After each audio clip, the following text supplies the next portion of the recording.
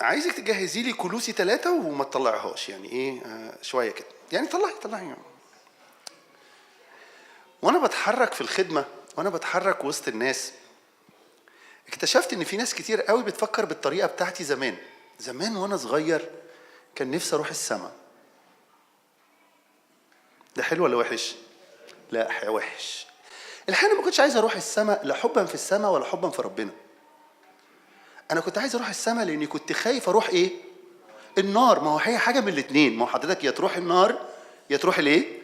السما. فعندي مشكله، انا مش عايز اروح النار، فيبقى البديل بتاعي اني عندي امنيه ان اروح فين؟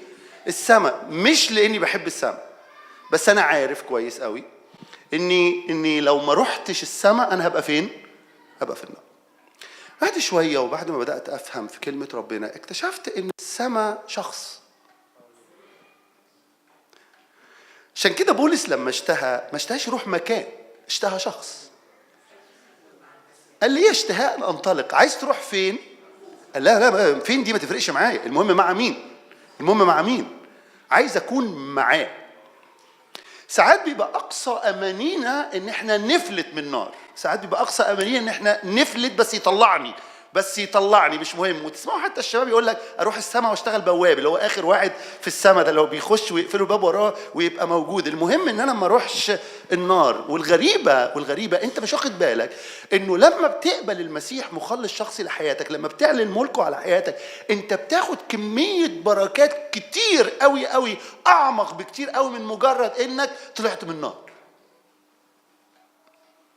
يحصل شغل كتير، ده هتكلم فيه على مرات في الوقت الجاي، ارتباطا بوقت الصليب. فبيحصل لك اول ما تقبل المسيح في حياتك مش بس بتطلع من النار، مش بس. حتى الآية المشهورة اللي موجودة في يوحنا 3:16، لكي لا يهلك كل من يؤمن به بل تكون له، مش بس لا يهلك لكن كمان تكون ليه ايه؟ حياة أبدية. أحيانا لما ما بعرفش، ما بدركش البركة اللي ليا أو الحتة بتاعتي، ما ببقاش قادر أستمتع بده لأني مش عارفها. وساعات كمان لأني مش عارفها مش قادر أعمل المسؤولية اللي عليا. النهاردة هتكلم عن واحدة من الامتيازات اللي بحصل عليها نتيجة موت المسيح على الصليب وقبولي لهذا العمل وقبول أن يكون ملك على حياتي يحكم. هذا الامتياز اسمه التجديد. اللفظ ده الناس المؤمنين زمان كان لما يقابل واحد خاطي يسأله سؤال، يقول له اتجددت؟ انت مجدد؟ طبعا يمكن الشباب اللي في سني واقل الكلمه نفسها عنده يعني ايه اتجددت؟ يعني انا مش عامل عمره موتور، يعني عارف يعني كلمه اتجددت مرتبطه عندنا دلوقتي بتجديد الشقه، تجديد الفرش، تجديد الستاير. لكن عايز اقول لك انه في حاجه بتحصل لما بتقبل المسيح، انت بتحصل على التجديد. يعني ايه تجديد؟ ببساطه طبيعه جديده. الطبيعة الجديدة دي هقرأ عنها في شهدين وهتكلم عن 3 مسميات ليها و3 مظاهر ليها، وانت في الاخر تقرر انا نلت التجديد ولا ما نلتوش. طب نلته، انا عايش في المظاهر بتاعته ولا ما عشتوش؟ يقول الكتاب في كلوسي 3: فإن كنتم قد قمتم مع المسيح فاطلبوا ما فوق حيث المسيح جالس عن يمين الله.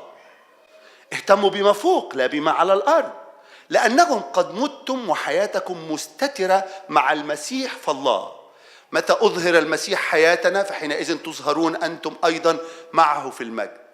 فأميتوا أعضاءكم التي على الأرض. ويبدأ يتكلم عن شوية حاجات هيسميهم بعد شوية دول الحياة العتيقة، دول الأولانيين، دول اللي أنا وإنت كنا عايشين فيهم، دول اللي أنا وإنت كنا غرقانين جواهم: الزنا، النجاسة، الهوى، الشهوة الرديئة، الطمع الذي هو عبادة الأوثان، الأمور التي من أجلها يأتي غضب الله على أبناء المعصية، الذين بينهم أنتم أيضا سلكتم قبلا حين كنتم تعيشون فيها. كنتوا الأول عايشين فيها، كنتوا الأول غرقانين فيها، كنتوا الأول دايسين فيها، ومحدش بيقول لكم أنتوا بتعملوا إيه، ولا أنتوا كنتوا قابلين أي شكل من التغيير. 8: أما الآن حصلت نقلة، بقى في حاجة تاني. أما الآن فاطرحوا عنكم أنتم أيضا الكل، الغضب والسخط، الخبث، التجديف، الكلام القبيح من أفواهكم. لا تكذبوا بعضكم على بعض. ليه؟ قال ده خلص، ده اتخلع. إذ خلعتم الإنسان العتيق مع أكبر كارثة، هتكلم على ده من شوية، أن تخلع الإنسان العتيق ويبقى أعماله. وده اللي كان بيتكلم عنه سامي. أكبر كارثة. هو ممكن يكون في كده؟ أيوة، لأن في فرق بين التجديد والرجوع لله. التجديد ده عمل ربنا، والرجوع لله ده قرارك، نتكلم عنه بعد شوية. يعني في ناس نالت التجديد ولسه في شوية حاجات من أعمال القديم شغالة. أيوة، ربنا هنا بيجي يحذرهم ويقول لهم إذ خلعتم الإنسان العتيق مع أعماله ولبستم الجديد الذي يتجدد المعرفة حسب صورة خالقه. تيجي في ترجمة تانية إلى أن يصل إلى صورة خالقه.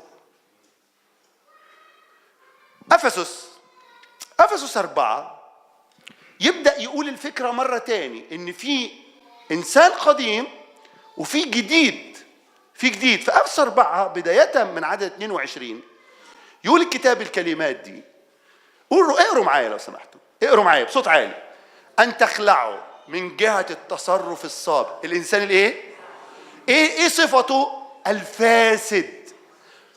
الفاسد بحسب شهوات الغرور. وتعملوا إيه؟ وتتجددوا بروح ذهنكم. وتاني وتلبسوا الإنسان الجديد المخلوق بحسب الله في البر وقداسة الحق.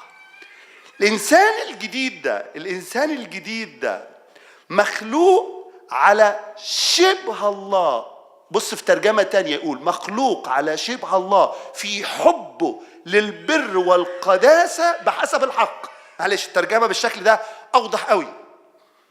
المخلوق شبه الله في حبه. حب مين؟ الله.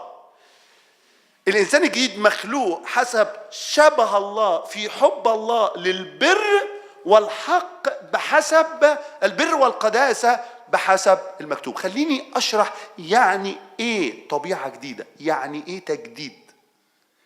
كلمة تجديد الكتاب المقدس ذكرها بثلاث مترادفات. يوحنا 3 أول مرادف، أول فكرة، شخص الجديد بمعنى ميلاد جديد.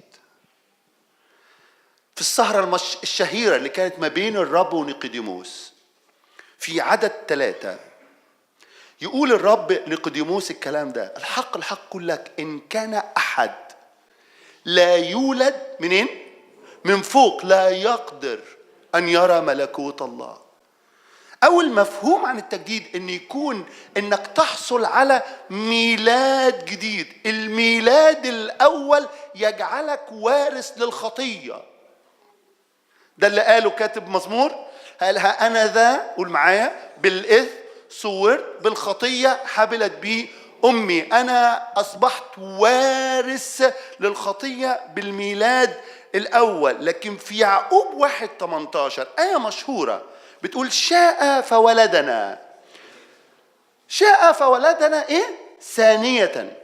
ولدنا بإيه؟ 1:18 شاء فولدنا بكلمة الحق لكي نكون باكورة من خلائقه. واحد. طلع عليه تاني. يعقوب 1 ما عندناش غير 2 بس، لا ده إصحاح 2. يقول الكتاب الكلمات دي عشان الفكرة تبقى واضحة بالنسبة لنا. شاء فولدنا بكلمة الحق لكي نكون باكورة من خلائقه. على فكرة في كل مرة تقرأ عن الباكورة أو الشخص البكر ده يعني التميز والسلطان. ميلاد جديد. الميلاد الأول يخليك وارث الخطية، الميلاد الثاني يخليك قادر إنك تستمتع بروعة هذا الإله. والرب كمل مع نيقوديموس قال له اسمع، المولود من الجسد جسد هو، والمولود من الروح هو روح. بمعنى المولود من الجسد جسدي والمولود من الروح روحي. اللحظة اللي بتقبل فيها المسيح أنت بتحصل على طبيعة جديدة. يعني إيه؟ يعني ميلاد جديد، مش بس ميلاد جديد لكن كمان حياة جديدة. الخطية أوكدت موت. وفقني؟ الرب قال لآدم كده، قال له اسمع، يوم أن تأكل من الشجرة اللي هيجرى لك موتا تموت. بولس بيقول في روميا أجرة الخطية هي موت بكل أنواعه، بكل أنواعه. الموت الأولاني الموت الأدبي أو الموت الروحي. يقول الرب لملاك الكنيسة في رؤية 2، قال له لك اسم أنك حي وانت ميت. الأب يقول عن ابنه في لوقا 15 ابني هذا كان ميتا فعاش، كنتم أموات بالذنوب والخطايا. مش بس كده، مش بس الموت الأدبي أو الموت الروحي، لكن كمان الخطية جابت الموت الجسدي. في عبرانيين يقول وضع للناس أن يموتوا مرة واحدة ثم بعد ذلك دينونة. مش بس كده، لكن كمان في الموت الثاني اللي تلاقيه موجود في سفر الرؤيا. أنا بقيت معرض لكل أنواع الموت. بعد ما أقبل المسيح يقول لي سيب كل أنواع الموت، ليك في حياة جديدة.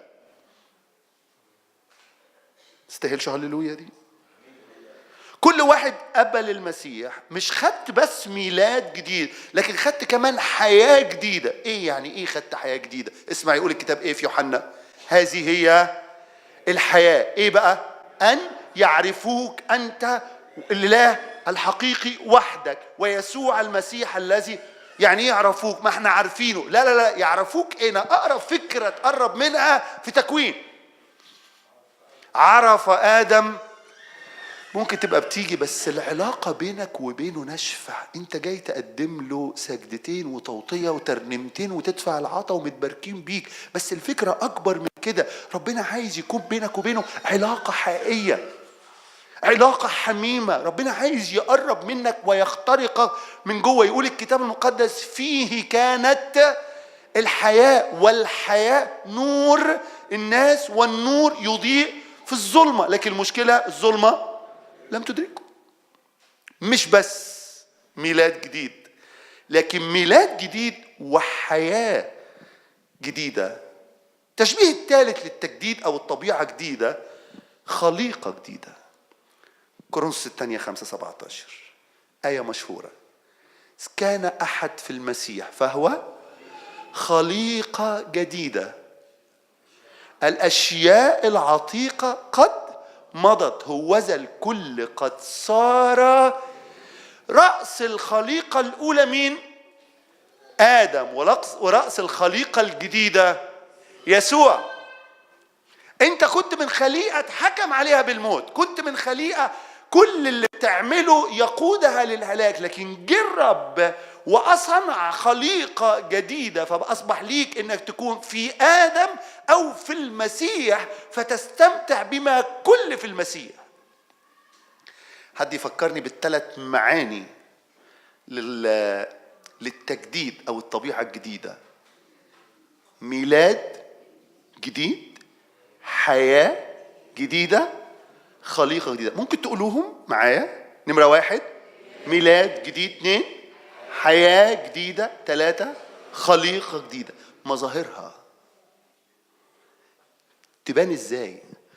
اعرف ازاي؟ اتأكد ازاي؟ هقول لك 3 حاجات ومش هاخد وقت اكتر من اللي فات.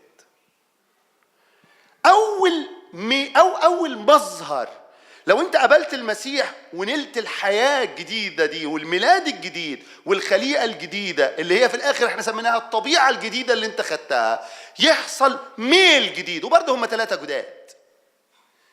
يعني ايه ميل جديد؟ في الاول كان كل ميلي ناحية الخطية. في الأول كنت دايما أبحث على الخطية وأدور عليها عشان خاطر أعيش فيها. لكن التجديد هو عمل نعمة الله في النفس البشرية بالروح القدس الذي يحدث تغيير في الميل اللي جوايا، من الميل ناحية الخطية للميل ناحية القداسة. حصل تغيير. بص معايا في كلمة ربنا كده وتلاقي إنه في ناس لا يمكن أن تتصور أن يتغير هذا الميل اللي موجود عندهم. في ناس هنا كده وأنا معاكم. السامرية الميل عندها للعلاقات، الميل عندها للمظاهر، الميل عندها للفت انتباه النوع التاني من جنسها. السامرية هو ده الميل اللي موجود جواها. مين يغير الميل ده؟ لا يوجد شيء في الكون يمكن أن يغير الميل للخطية إلا سكن المسيح في حياتك ويهبك طبيعة جديدة. الطبيعة جديدة تخليك ليك ميل للأفعال المرتبطة بالحياة الجديدة والميلاد الجديد. سامرية بتعملي إيه؟ قالت هلف على البلاد.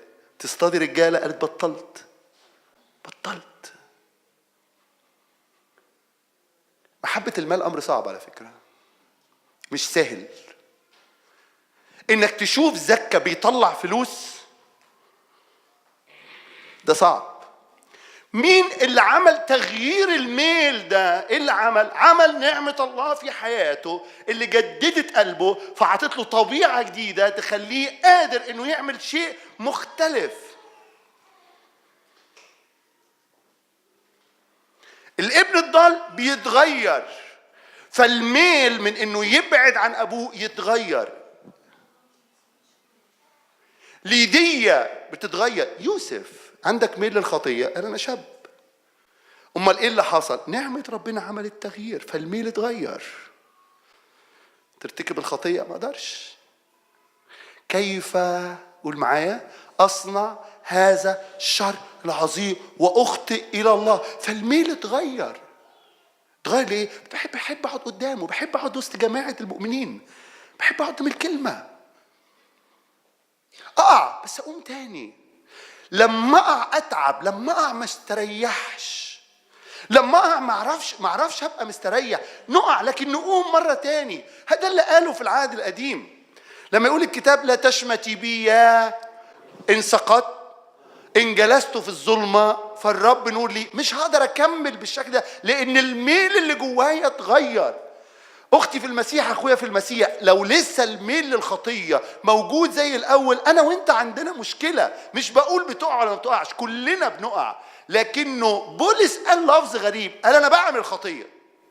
حد فاكر سماها الخطية التي إيه؟ أبغضها. قال أنا كلما أريد أن أفعل الخير أجد الشر حاضر أمامي. بتقع ولا البقع؟ بس أنا بكرهها، أنا مش بحبها. أنا لما بعملها بتعب لأنه جوايا طبيعة خروف. بطلت طبيعة الخنزير اللي بيستمتع إنه بيترمي في الطين ويقعد جواه. أكبر كارثة إنك تبقى ابن ربنا وتقبل أن تعيش في الأولاني. قال له أنتوا خلعت الإنسان العتيق الفاسد بأعماله، ما ينفعش نكمل فيه. ليه؟ خد طبيعة جديدة. يعني ايه؟ يعني ميلاد جديد، يعني حياة جديدة، يعني خليقة جديدة. بولس الرسول يقول نحن الذين متنا عن الخطية. كيف؟ ازاي نعيش فيها؟ ازاي نكمل فيها بالشكل ده؟ مش نافع. أكبر كارثة أن تميل قلوبنا ناحية العتيق ونستمر في العتيق بدون أن تضربنا قلوبنا. أصبح الميل الجديد يتناسب مع الطبيعة الجديدة، والطبيعة الجديدة دي خدناها من طبيعة الله الساكن فيا. أول مظهر ميل جديد، لكن تاني مظهر شركة جديدة. بطرس الأولى 1. قبل التجديد كانت لي عيلة، وبعد التجديد بقى لي عيلة. قبل الطبيعة جديدة كان ليا، يقول الكتاب المقدس أنتم من آب. بيكلم خطاة المؤمنين في الآية دي، خطاة. أنتم من آب وهو إبليس، شهوات أبيكم أن تفعلوا. بعدين يقولوا عارفينه ذاك كان قتالا للناس منذ. طب هو كان قتال ودول شهوات أبيهم أن يعملوا، فيبقوا عايزين يعملوا إيه؟ ما تستغربوش بقى. واضحة؟ ما تستغربوش خالص لما تلاقي ناس شهوة قلبها الدم والقتل. ده اللي قاله الكتاب، أنتم من آب وهو إبليس، شهوات أبيكم أن تفعلوا. قال له عارفين أبيكم ده بيعمل إيه؟ يعشق القتل، يعشق الموت، وطلع عيلته كمان تحب الموت، تحب الموت. لكن انتوا إلهكم اللي ارتبطتوا بيه، قلت الآية دي من شوية، فيه كانت حياة والحياة نور. إلهك نور وحياة، وإبليس ترجم بقى موت وضلمة. ده أكتر اختصار ممكن يكون ليه. بعد الميل الجديد بقى في شركة جديدة. ناخد عدد 3. اقرأ معايا عشان تشوف اللي بيعيشوا من الموت واللي بيقوموا مع المسيح اللي بياخدوا حياة جديدة ايه طبيعة الشركة، عشان عايز اشرح حتة محتاجة توضيح. اقروا معايا. مبارك الله ابو ربنا، برافو، الذي حسب رحمته الكثيرة ولدنا. ده اللي هو ميلاد جديد، فاكرينه ولدنا ثانية لرجاء حي بقيامة يسوع المسيح من الأموات. النتيجة بقى لميراث لا يفنى لا يتدنس لا يضمحل محفوظ في السماوات لأجلكم. 5 أنتم الذين بقوة الله محروسون بالإيمان. أنتوا لما عملتوا كده، هنكمل لغاية لما نوصل للآية اللي بتقول إنه أصبح لنا وأصبحنا شركاء الطبيعة الإلهية. كملي لي كده وصلي لها. بطرس الثانية 1، احنا مطلعين أولى، حقك علينا. شكرا يا أخ كميل، وجود الأخ كميل في الاجتماع ده شيء مفيد.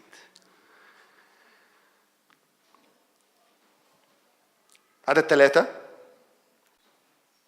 كما أن قدرته الإلهية قد وهبت لنا كل ما هو للحياة والتقوى بمعرفة الذي دعانا للمجد والفضيلة. 4 الذي بهما قد وهب لنا المواعيد العظمى والثمينة. ليه؟ لكي تصيروا بها شركاء. يعني ايه الكلام ده؟ الآية دي من الآيات اللي بتظلم شوية.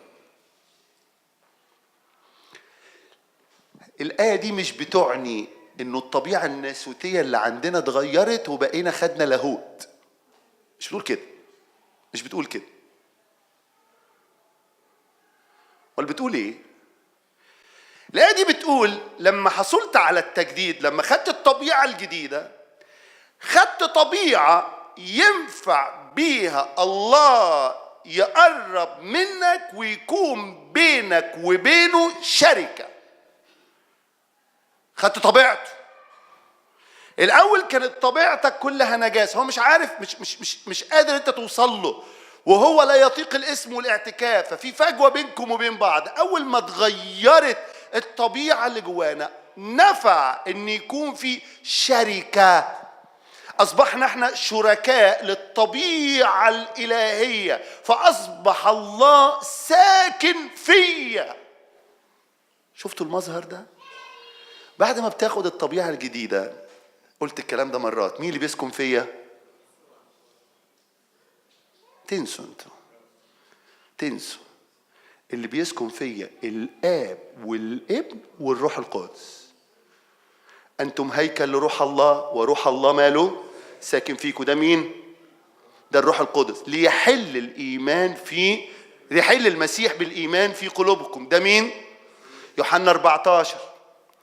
اللي يحفظ كلامي بيحبني، واللي يحبني أحبه، وأنا والآب إليه نأتي ونصنع، نعيش، نقيم. أول ما طبيعتك تتغير تبقى مسكن للروح القدس. عايز أقول لك حاجة. الآب يبحث عن بنين، والابن يبحث عن عروس، والروح القدس يبحث عن مسكن. أول ما تحمل الطبيعة الإلهية، الآب يقول لك من دلوقتي، الحقيقة هو اللي بيعملها، كمان هو اللي بيعملها، تبقى ابن ليا. والابن يقول لك انت عروستي وغالي عليا وشايفك بلا عيب.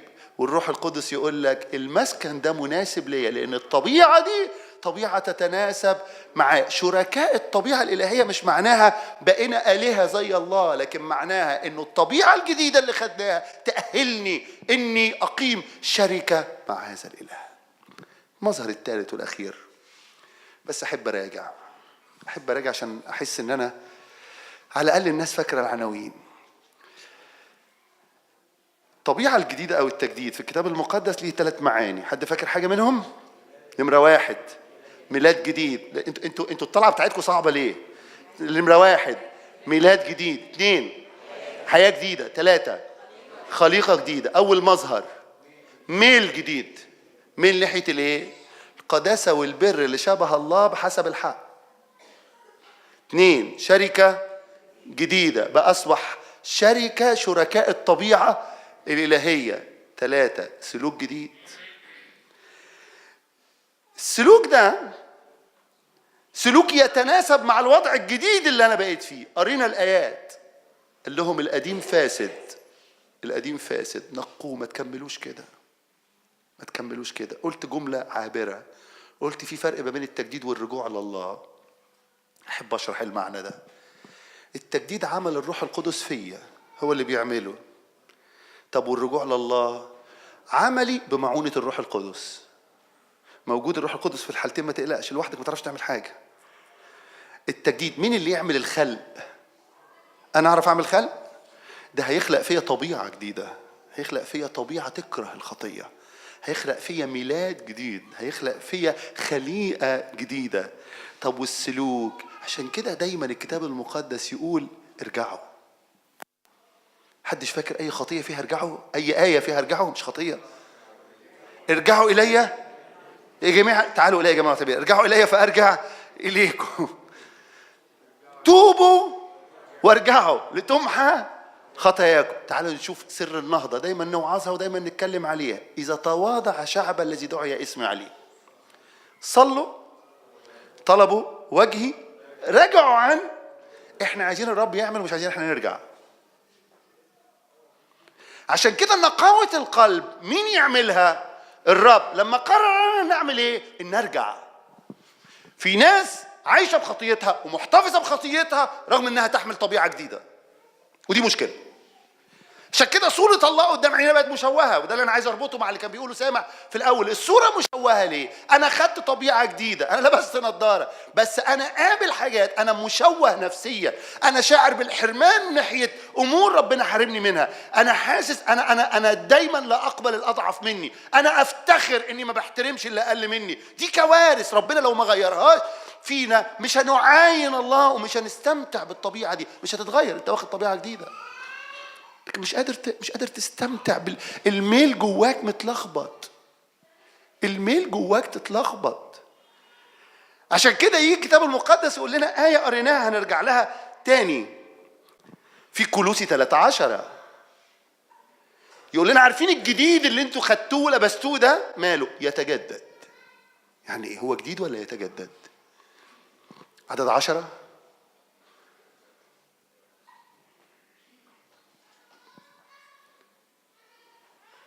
ولبستم الجديد الذي يتجدد للمعرفة حسب صورة. هو جديد ولا يتجدد؟ هو الاثنين. هو جديد. الطفل اللي اتولد طفل كامل لكنه غير ناضج. الخليقة الجديدة محتاجة اللي يعتني بيها. الحياة الجديدة محتاجة تنمو. في ناس نالت الجديد وقاعدة أطفال لسه في صراعها، لسه بس حد يقول لي كلمة، لسه بنعرف نرد، لسه بنعرف ما نكونش بينا وحدة، لسه بنعرف نعمل ده. واللي ما يعملش بالطريقة بتاعتي يبقى هو غلطان، يبقى هو ماشي بطريقة غلط. لسه مش قادرة تشفي من جروحات قديمة. فيجي الرب يقول لك يا ابني انت عندك طبيعة جديدة. طب اعمل بيها ايه؟ قال تعالى قدامي عشان الطبيعة دي تنضج. تعالى بالكلمة وشوف اللي ليك وشوف اللي عليك. تعالى وسط اخواتك واستمتع بده. فالجديد الذي يتجدد، يقول الكتاب إن كان الخارج لذلك لا نفشل، لأنه إن كان الخارج يفنى فالداخل يتجدد يوما فيوم. جديد محتاج كل يوم تتجدد، محتاج كل يوم تقول له مش هبقى زي امبارح. أنا بنضج في علاقتي معاك، أنا بقدر أكتشف نفسي، قبل الاجتماع في الوقت من 6:30 اللي كنا بنصلي فيه، وبشكر الناس المثقله تعمل كده. النهارده كان في ناس مش قليلين. كان ربنا بيقودنا في فكره ان احنا نصلي عشان ربنا يكشف لنا هو عايزنا نتغير في ايه. عارفين ليه؟ لان احنا مش عارفين. ويمكن كنا بنقول كده انه غالبا ساعات ربنا يفاجئنا ان عايزنا نتغير في اكتر حته احنا شايفينها حلوه. يقول لي ما دي المشكله انك شايفها حلوه. هي مش حلوه؟ يقول لي انت شايف ايه؟ شايفها زي الفل. يقول لي تعالى اقول لك القاعده: كل طرق الانسان مستقيمه فين؟ انا زي الفل. مين الوحشين؟ مين الوحشين؟ اخرين. مين المفروض يتغير عشان يعملوا زي مين؟ ويبقى طباقه. وهي دي الكارثه.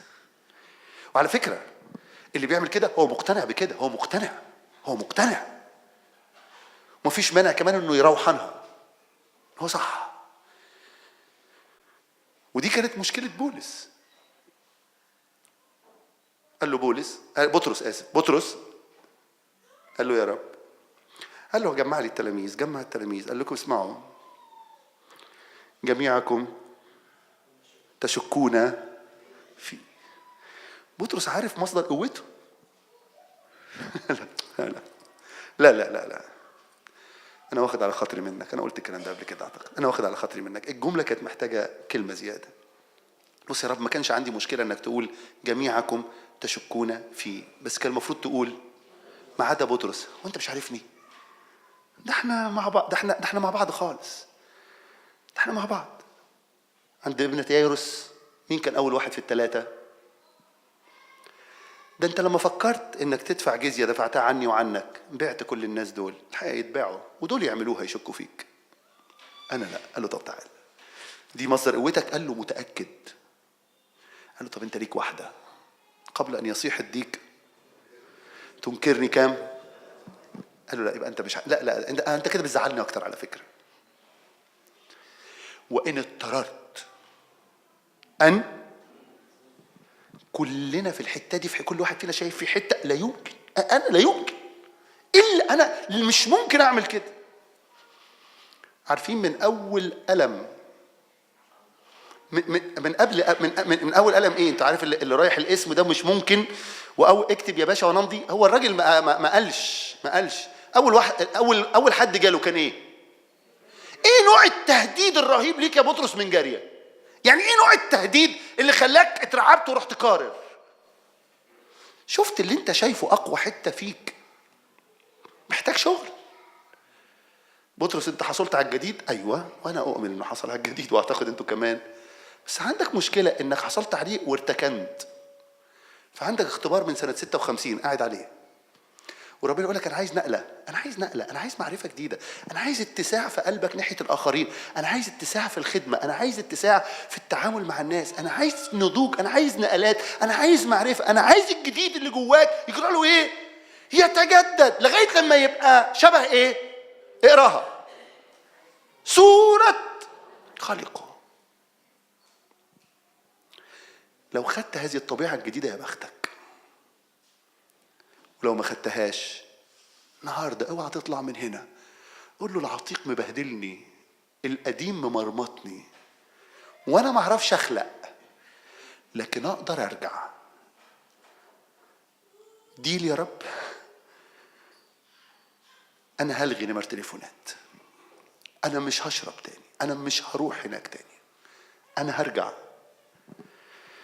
فاني اسمع ابرئ ارضهم، اصنع التغيير. لما ايه؟ 3 حاجات هم ورا بعض، هم 3 حاجات، بس احنا دايما ماسكين في التواضع بس. هم 3 حاجات: تواضع، صلوا، طلبوا. 4: تواضع، صلوا، طلبوا وجهي، رجعوا.